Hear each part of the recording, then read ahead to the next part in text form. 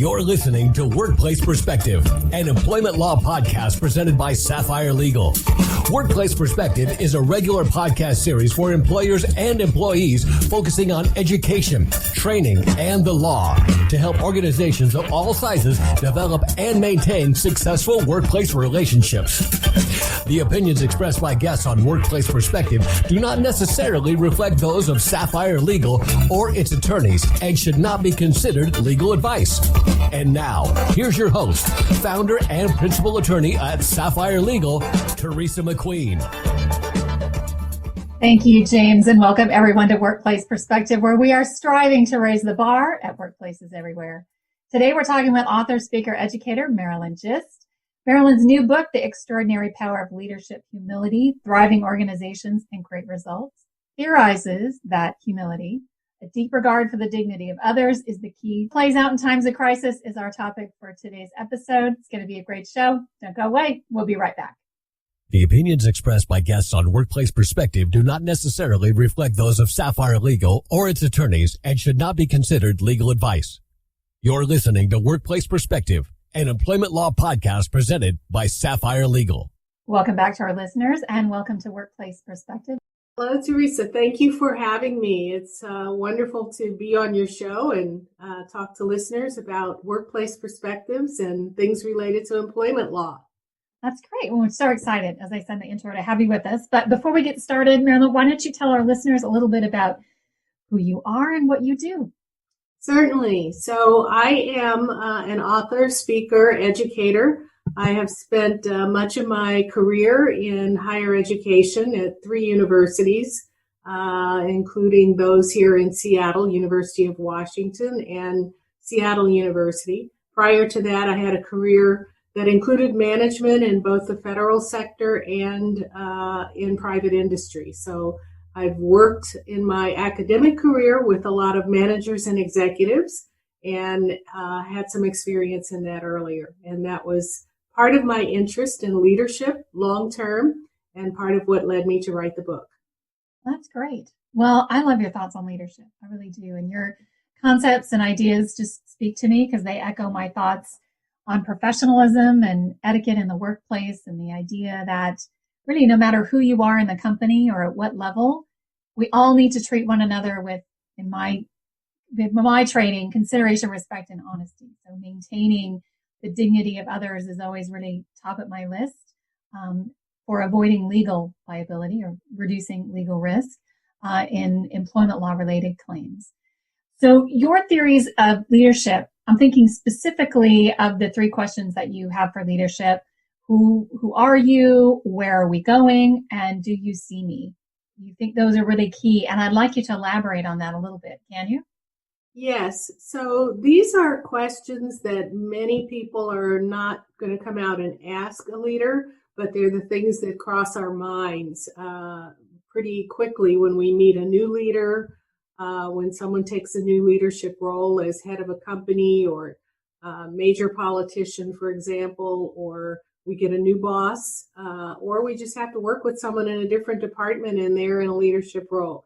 Immediately, we want to know, who are you? Meaning behind the name, what kind of person are you? What's your character like? And we want to know where are you going? What is it you're asking me to do? Is that someplace I want to go or not? And then, of course, do you see me? Do you have an interest in who I am as a person with my needs, my desires, or am I just a cog in the wheel to you, somebody that you view as able to help you move along, or perhaps even gain, for yourself, but without being interested in bringing others along? So these 3 questions are at the top of our minds as we meet and get to work with leaders, and we watch them very carefully for what they say, for actions they take that kind of give us clues that answer those questions. So those are all sorts of, so you're talking as we're going through, or these are top of mind as we're working with these people, we're forming opinions, we're sort of figuring out where they land on all issues in comparison to the way that we feel about issues. I think that's really interesting. I think that one of the, this will kind of fall into the next question. So my thought in having you on the show in the first place, I did want to talk about leadership in a time of crisis. And I know when we were preparing for the show, I was mentioning to you that I thought it was interesting in my little world, looking at my clients and the way they handled the pandemic. And in my opinion, there were a number of individuals who were good workers, good employees, but really weren't really showing those everyday leadership qualities. But boy, pandemic comes along and they are shining. These people were wonderfully pivoting and were able to take charge of their departments and show true leadership. And as you pointed out, not everybody does that. Right. That didn't happen with the people that we expected it to happen with. So I'd love to hear your thoughts on that as well. Well, I don't know that I have a magic answer to that, but I think that the different context calls on different things that we have to offer. You might have a leader who really gets a lot of energy in being direct contact with the team, has an opportunity kind of day in and day out to get reaffirmation about how good they are.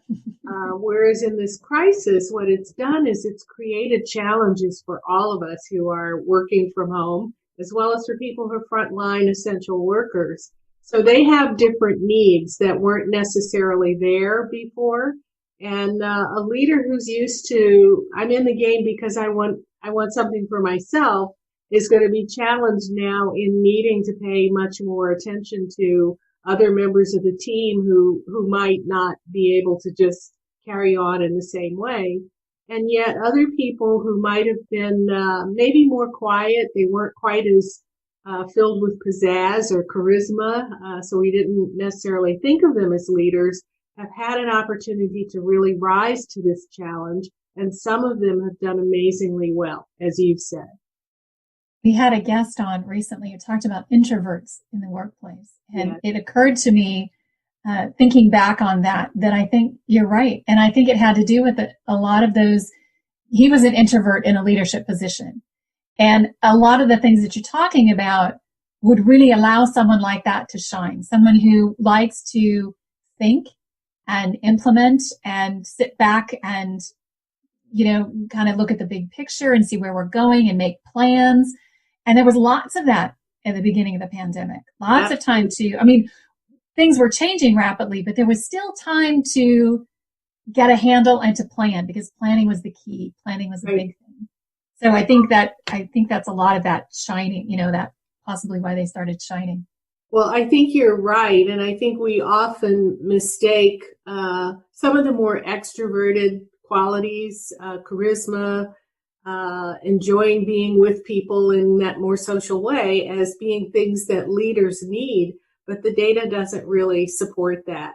Introverted people can lead quite well. In fact, some of the work on leader humility, which, as you know, I've written about, tends to show that leaders who have humility, who aren't necessarily charismatic, aren't necessarily names that you would recognize, often draw greater support from employees. And part of that is because they're not as focused on what they can get socially out of the situation. They're really more focused on the relationship and what you need. And so some of these people have really risen.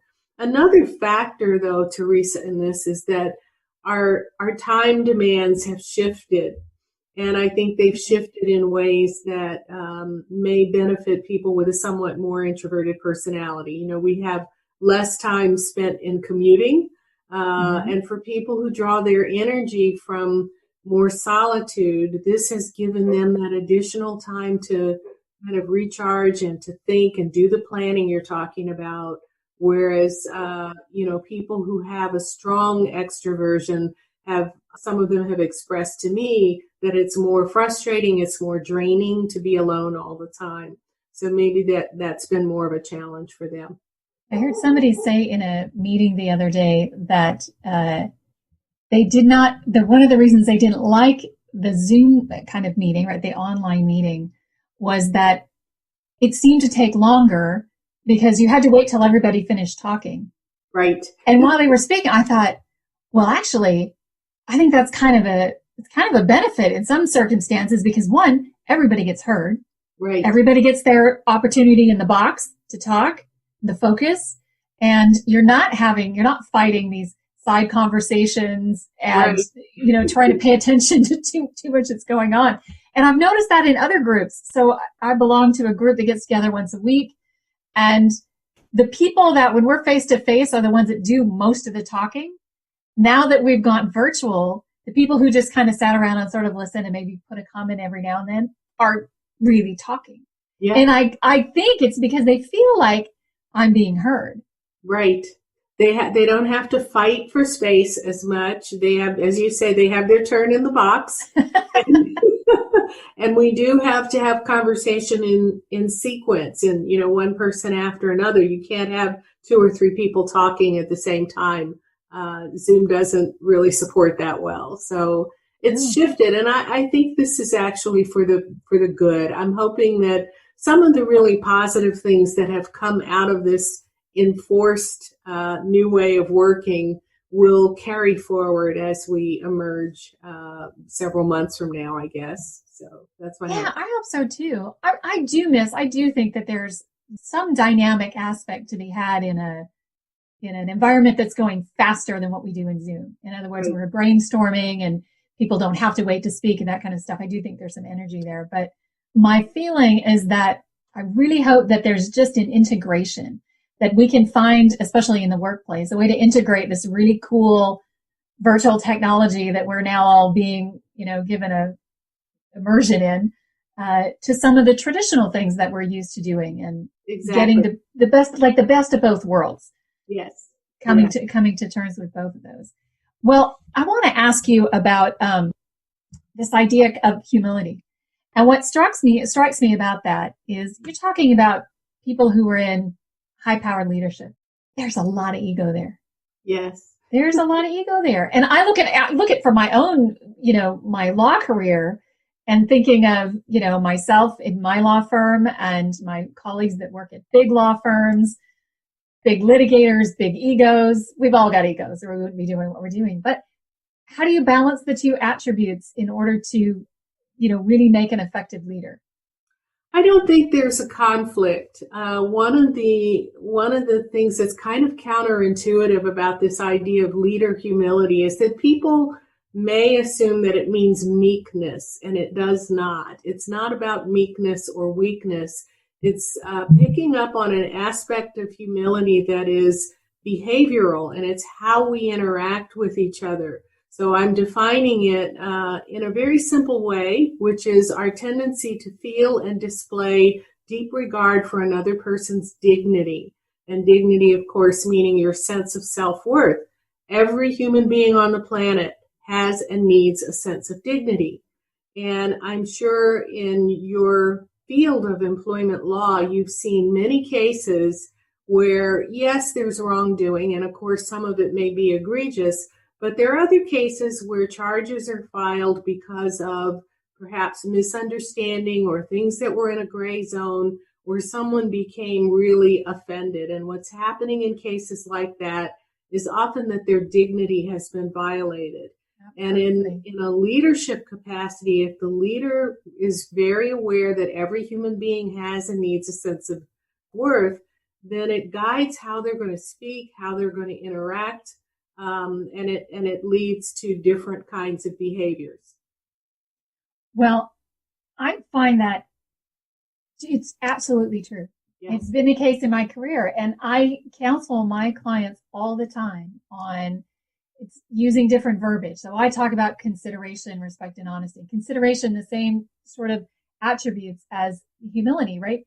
Consider who it is, who's involved, how are they impacted, and showing respect. Not, don't take this philosophy that, well, I'm not going to respect you unless you earn it. Sometimes respect is you have to give it with grace. And I do think it's true because I've had clients who feel they've been morally wronged. Exactly. Or humiliated. Yes. And they care far more about that in some instances than the actual legal wrong that was done to them.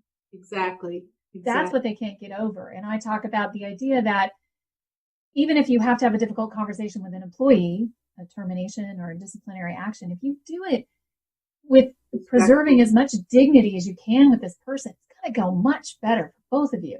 Yes. You're not going to impact that relationship and have to overcome it, or, you know. I see Paul is giving us a signal. Paul is telling us we need to take a break.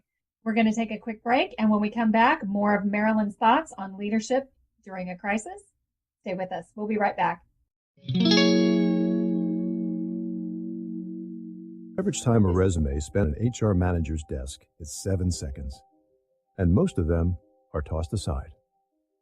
Now imagine if one of those resumes belonged to Yasmin, who was living in a shelter, juggling 3 jobs. I had to be resilient. That's something that you can't teach.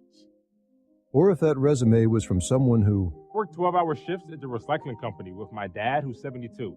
That taught me a work ethic that I carry with me every day.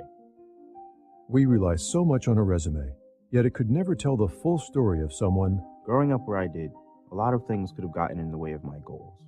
But I learned to push through, and that's what I bring to work every day. So maybe it's time we look beyond the resume and look to Grads of Life. Discover new ways to develop great talent that are so much more than what's on paper at gradsoflife.org. A public service announcement brought to you by Grads of Life and the Ad Council. If you enjoyed today's show, do this. Share us. Like us. Give us a review on your favorite podcast app. It sure means a lot to us, and it ensures that more people tune in and raise the bar at workplaces everywhere. Back, everyone. We're talking with Marilyn Gist about leadership in a crisis. We were just talking about humility and ego, and I was asking Marilyn if she would share with us, on the break, I was asking her if she would share with us a success story where she's seen this effective blending or not worrying too much about ego or something she's particularly proud of. So, Marilyn.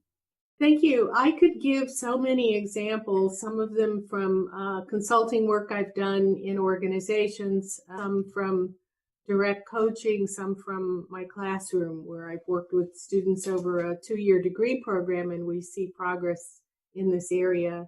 One example that comes to mind is actually a consulting client where I had been doing a different type of work in the organization, but there was an executive that was kind of crazy making for everyone. And the CEO this was a vice president, the CEO had talked with this person quite a bit, and it wasn't making much of a difference. And I was, asked if I could work with him and see if I couldn't turn things around. And it was a little bit of a last-ditch effort, but I did. And what was amazing was, in his case, the real issue was one of balanced ego. And also I talk about, under the do you see me, there is this question of recognizing the other person for who they are. And this particular executive had a tendency to be very boastful. He was arrogant in the sense of very proud of what he had done, of what his family had done, of where they'd gone to school, of all the great things they were doing, and would tend to talk to people at every opportunity about how wonderful all this was. And most people were comfortable listening to that for the first time or 2 or 3 or 4. And then at a certain point, they really found it frustrating and they would just try to distance themselves. They couldn't get a word in edgewise. And it was starting to have a negative impact on the work because people didn't want to come talk to him at all about anything. And so we had some coaching sessions, and it was actually a very easy thing to turn around. He didn't have other issues. But when I started to talk to him about other people's dignity and how important that is, he said, well, but I'm proud of my family. I'm proud of the things we've done. And my response was, it's not about wanting you to be less proud or less aware. It's realizing that there are other people leading as a relationship and you have power. And so when you initiate the talk about you, no one's going to interrupt you and fight you for airtime for that. But what people want to know is, do you see me? So if you start asking about their weekend, their family, the things that matter to them, they'll see you as much more interested in them and not, very egotistical or focused on yourself. And there was a moment of pause when I said that, something like that. And he said, I never thought of that before. I just assumed that when you want to get people to like you and you make social conversation, you're cheerful and you just talk about the things that you do. And it had never occurred to him how one-sided that was. So he immediately began to change. I said, if you reduce the amount you're talking about yourself to about 1/4 of what you're doing, and in turn, turn it around and ask people and pay attention and really listen and learn from that. And so in his case, he made that shift, and very quickly, within a matter of couple of weeks, people started noticing, and the tension just went out of the room, and things were healed very quickly with that.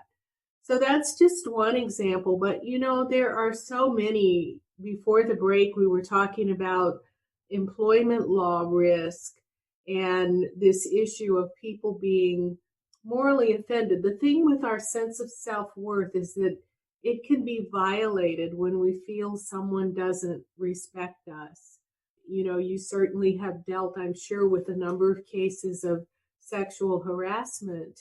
When we think about the hashtag #MeToo movement that came out as some of the better known public figures started to hit the media as having stepped over a line, at least they were accused of that. And then a number of women came out and said, yeah, me too, I've been through that. And I think it is something that many, if not most, women have experienced. And it's an issue that violates dignity. I think this is the piece. And when someone when they're in a power down role, they don't feel they can stand up and say, hey, you're disrespecting me by that kind of behavior. And I mention that because I've had so many male colleagues who say, well, you can't say anything, you're so fearful. But I think women know the difference. They know the difference in a casual comment made by somebody that might have been insensitive, but where that person really respects them as much as possible, and someone who doesn't respect that line at all, and who makes comment after comment after comment. So, and I think a real difference is about, do you have support for that other person's sense of self-worth, their dignity? Yeah, I absolutely agree. I think, you're talking about being self-aware, which is an art in and of itself and a journey. But I also think that, with regards to sexual harassment, in 2016, the EEOC came out with a report. They'd done a task force study in 30 years of Title VII, which prevents sexual harassment, discrimination, federal level. How successful were they? They found that they had not been successful. And one of the reasons they had not been successful had to do with the fact that so much of the workplace had become unprofessional. And training on sexual harassment had come about, don't do this and don't do that. It came across as insincere. But one of the interesting things about that was one of their fixes was to introduce civility. So go back to that, essentially being professional. Right. Going back to showing a sense of dignity and showing respect for your colleagues, such that if you said those things, like you said, they would understand that you respect them, and there's some give and take there. But for those you don't know, and in situations where you probably shouldn't do those things, using your better judgment and being the better professional and not going there. Right. I just think that's really important. And I think there's a lot of trends going. It's like, I could go on sexual harassment forever. But I do think that there's really something to that. And I agree, as a leader, that's really interesting that somebody would, it's almost, as you were speaking, I was thinking, it's really a trick of being curious, of cultivating your own curiosity about the people that you work with and the situations they find themselves in at work. And I'm not talking about getting personal, but just being more curious about the people that you're working with. Yes, on a human level. Yeah, absolutely. All right. Well, we are getting ready to wrap up. Do you have any final thoughts, any tips you want to share with our listeners about ways to, if some of our listeners are perhaps looking to ways to improve their leadership skills, what would you share? I would share that leadership is a relationship. No matter how smart and how smart you are, how great your ideas, if you're working alone on them, that's not leadership. Leadership involves working with other people, so you're in a relationship, and the foundation for any healthy relationship really is what I call humility, that tendency to feel and display deep regard for another person's sense of self-worth.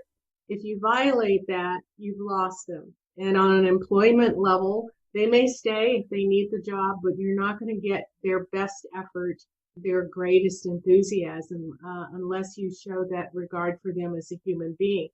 So treating their dignity with regard is important. It's something you can learn. In the book, I give a lot of do's and don'ts and ideas for action.